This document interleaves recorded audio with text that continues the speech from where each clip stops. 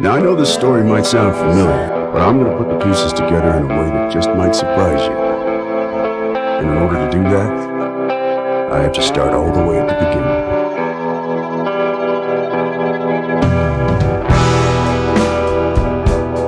My entire life, I've been searching for something. Okay, this is good versus evil. Saving people, hunting things.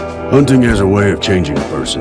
After a while, right, wrong, good, evil, they all start to look the same. And then it makes you start to wonder, who's really the monster here?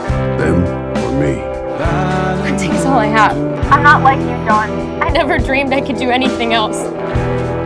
I was raised to hunt, and if I give up hunting, I don't know who I am. I mean the hunting. It's like I'm torn between two different worlds. Fighting the battle between good and evil isn't easy, especially when the first monster you have to face is the one inside yourself. This is a dangerous world you stepped into. You watch out for yourself and your mom. I'm proud of you, son. I did sacrifice everything for hunting, but I got so much more out of it than I could have imagined in exchange. There's no map to being a hunter, no playbook. You gotta follow your gut, but that can only take you so far. When I put that knife in your hands, I chose this life for you. I forced you to follow in my footsteps, just like my dad forced me. I don't want you to hate me like I hated him.